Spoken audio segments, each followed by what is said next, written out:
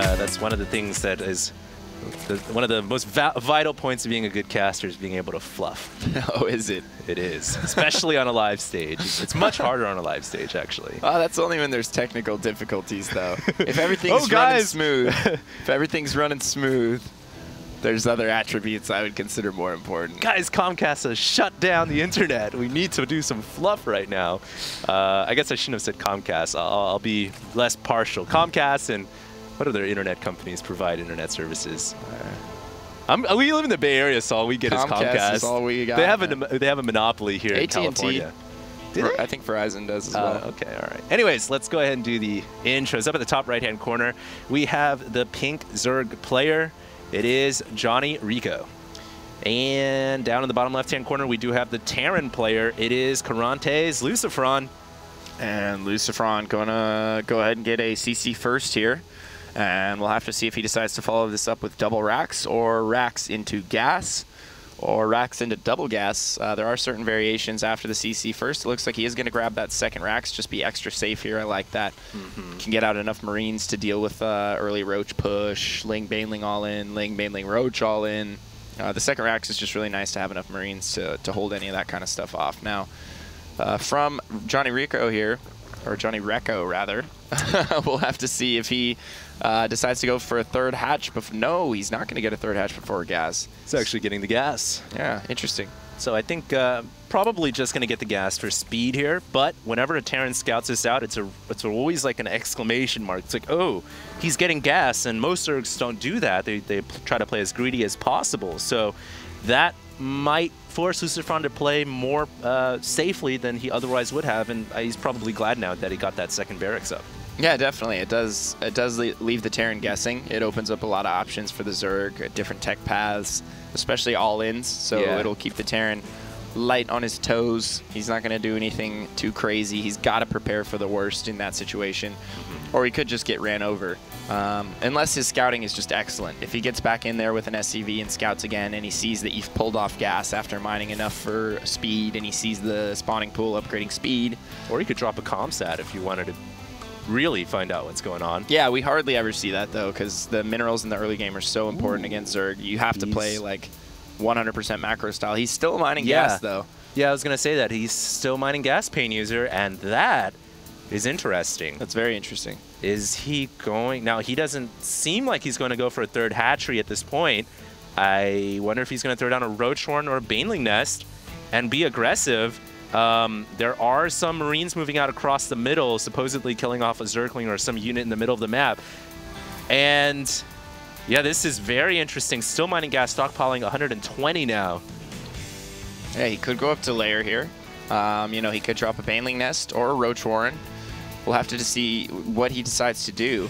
It's not very clear yet. He is just droning up right now, continuing to macro, adding Overlords. Looks like Eco Baneling bust at this point. Is he actually behind on drones right now? I think he is. 29 to 34. Okay, so he just passed him up. Just passed him up. He's dropping 2 Evo chambers now. I like this style. Maybe, you know, maybe he's just stockpiling gas for quick upgrades. Absolutely. I mean, I think that's evident at this point. We'll have to see when he decides to grab that third hatch, because he's definitely going to want to get that going pretty soon here. Right. He might just stay on 2 base for a while, and, you know, we have seen Zerg players do this and be pretty successful, because you're not exposing yourself too much to that Hellion harass at the third. You're also going to get those 1-1 upgrades out. You're going to get speed relatively early. You can get your layer going. Basically, it's just like getting all your bases covered before you decide to really branch out and start expanding all over the map. And a lot of times we will see Zerg players that do this style take a third and a fourth base at relatively similar times. They'll grab a third real quick and then grab a fourth right after that. To make up for the later third, they double expand. Yeah, basically. Yeah, exactly. Yeah. And they can hold it because they have those early upgrades. They got the 1-1 speed. They're going to have their lair, possibly early infestors. We'll just have to see. And here comes the third right now. I think it's going to be denied by these Hellions, though. Yeah, it looks like it. Can he keep the drone alive? No, the drone goes down, so we have to send out a new one. And he hasn't dealt with these Hellions yet. Thank God they're not battle Hellions, because if they were, these Zerglings would never be able to take those down. Probably not. Rico's now adding on another extractor. Actually, that is up to 4 now, and he's throwing down a macro hatch.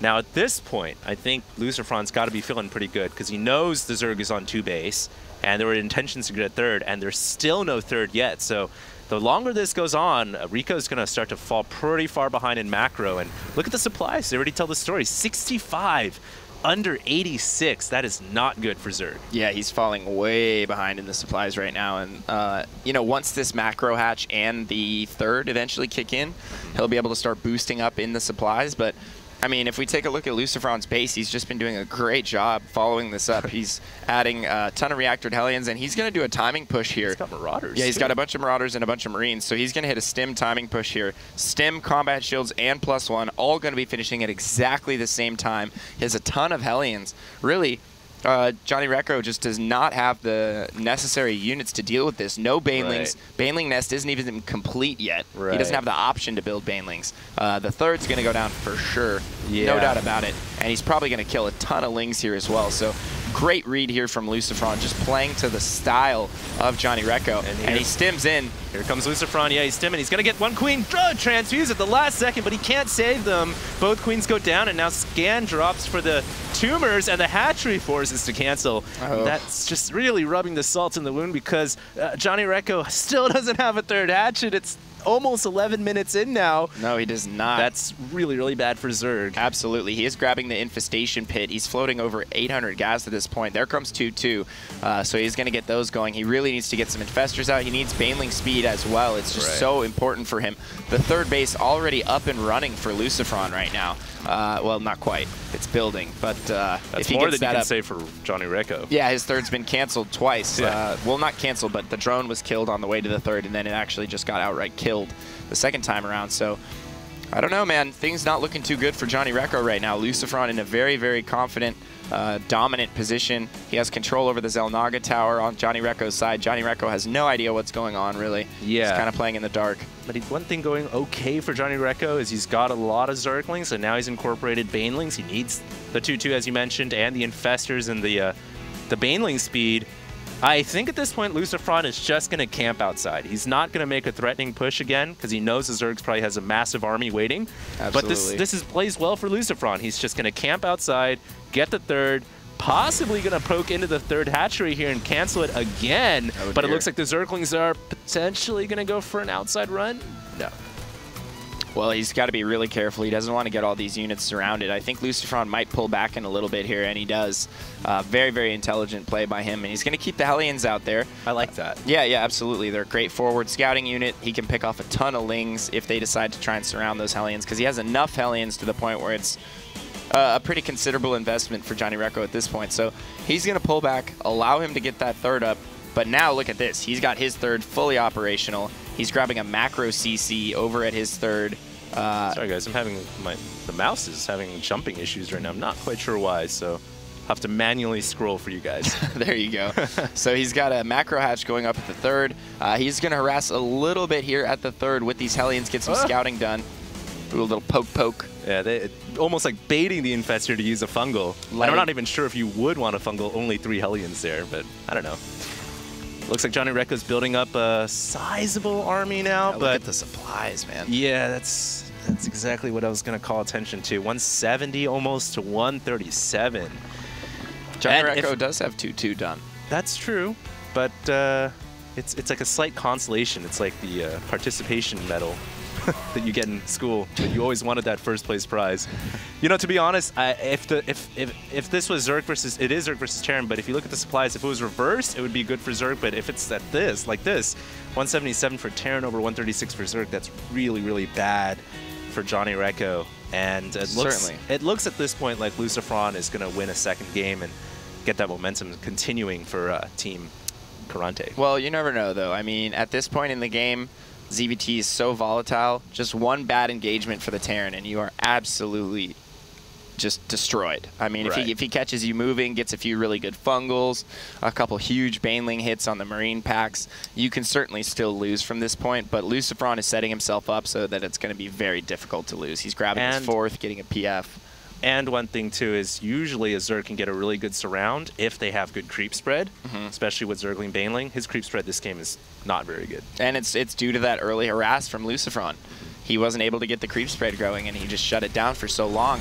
And JonnyREcco, you know, never really reestablished that creep spread. He still hasn't. We have 2 medevacs coming up here on the north side. That we do. They're just kind of sitting there right in front of the Overlord. I think they're just, nope, here they go. They're going to go in, and he's going to do a double-pronged attack. Oh, he's got to be careful. He gets fungled, though, but I think the diversion should pay off. There's a Spore Crawler, but the 2 medevacs get in, and the border has been breached. Recco is in a lot of trouble. He's pulling everything back. That's going to open the pathway for lucifron to attack the 3rd. And this is just playing so well for the Terran player. If he can get this 3rd hatchery, that might just be game. Yeah, huge moves here from lucifron. He does move some units into position to start poking at that 3rd. He has a great position. Recco's going to have to set up some sort of a flank. His natural is being dropped as well at the same time. He's not going to be able to deal with this. He's actually transitioning into Ultra right now, but none of those are going to be out for quite some time. He does have 6 about to pop in a little bit here, but I just think it's going to be too little too late. Plus, there's already Marauders in this composition. I'm not sure why he would go for Ultras. Maybe JonnyREcco just felt like he didn't have enough time to get to Broodlords, but looks like he's going to go in here. There's so many tanks, though. This hatchery is in so much trouble. It is bleeding. It's hemorrhaging. It's almost down for the count. It looks like the Marines back here were dealt with. And here comes the Ultras. Will he be able to save the hatchery in time? The Ultras are coming. God. Oh, he's going to not save the hatchery. Wow. Oh, he's going to get the tanks, though. Yeah, that hatchery was so close to staying alive, though. It's not even funny. He does end up losing that 3rd. He does have his 4th operational in the bottom right-hand corner, but, I mean, at this point, lucifron, you know, wow, the supplies have actually evened up quite a bit here. Yeah, well, he killed off the entire Terran army, so I think at this point, if JonnyREcco is going to win the game, he's got to make a huge counter push with his Ultras, but if we go over to the left-hand side, we've got a Planetary, multiple siege tanks, great positioning, lots of Marines. I don't know if this is going to be enough to bust through. Yeah, it might be, but he's going to have to make it happen here and now. This is really his only shot. He runs into the Planetary. The tank's firing from the back, and he didn't see those tanks. Beautiful positioning in the back there. It's kind of like a little trap he had set up. The Ultra's going down very quickly here, and if he loses this army, I don't know how JonnyREcco is going to recover. All the Ultras go down, and supplies changing drastically once again here. And we have a drop as well, pain user in the bottom right, so... Oh man, look at that Ultra, just no... It's a Predator. No thoughts given. You don't want to fight against Predators. But you know what? lucifron, in the entire... If you consider the entire game here, he's doing extremely well. He just killed off a ton of Zerg units, and JonnyREcco is really on the back foot. You know what? If he can keep this 4th hatchery alive, he might have a hope, but there's a medevac still here, and he doesn't seem like he has an answer for the Marine drop that's going on. Gonna be able to just barely push it away, but there's another big army coming. Yeah, and he's controlling the space. The lucifron, that is controlling the space. But here we go. Lings and Ultras plowing into the tank line. Going to be able to take a few of the tanks out right away, but just not enough supply. Just way too many units from lucifron there. And GG's called, so lucifron takes 2 for Karont3. And like I said, that was going to be a huge game. And I really feel like the momentum